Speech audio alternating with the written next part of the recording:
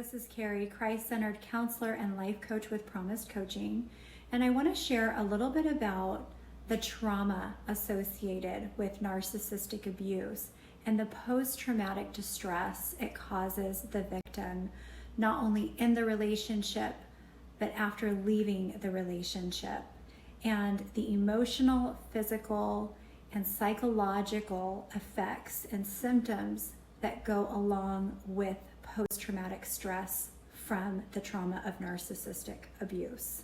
There are a variety of symptoms that happen within the individual based on the individual, and I want to talk a little bit about those. So when you're in a relationship with a narcissist dealing with a trauma day in and day out, there will be a lot of psychological, emotional, and physical symptoms that come along with the trauma and the stress that the body is enduring on a chronic basis.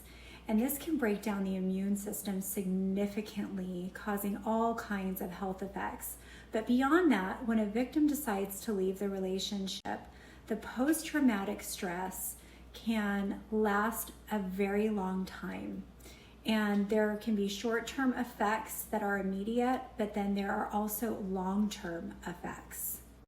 So I'm going to go over just a few things that post-traumatic stress can cause within a person. The first one is depression. Depression can happen while in the relationship. It can happen post the relationship.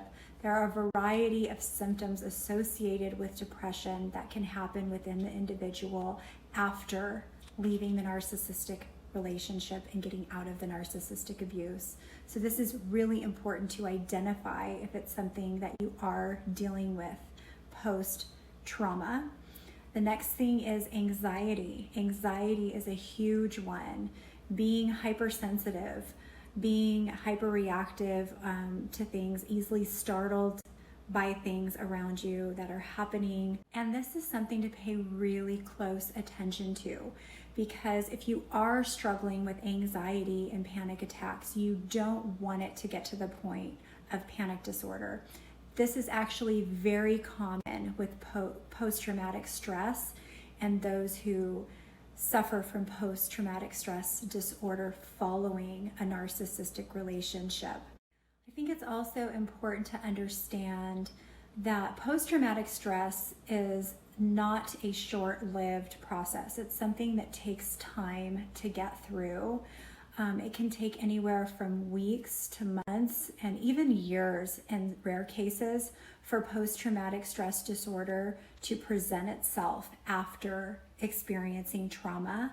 So it's really important to understand the symptoms that you're feeling and identify what's going on before it gets out of hand. And you want to make sure that you gain control of it, because if you don't, it can start to gain control over your life and your day-to-day functioning. And so one thing that was really important for me to understand was the power of association and associating certain environments and certain experiences with the trauma that I had endured.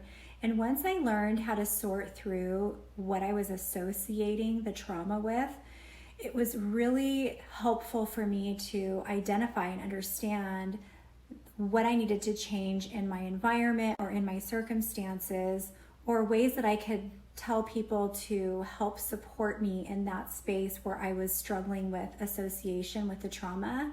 And it was much easier for me to be able to get through it and not allow it to take control and take over my mind in the moment.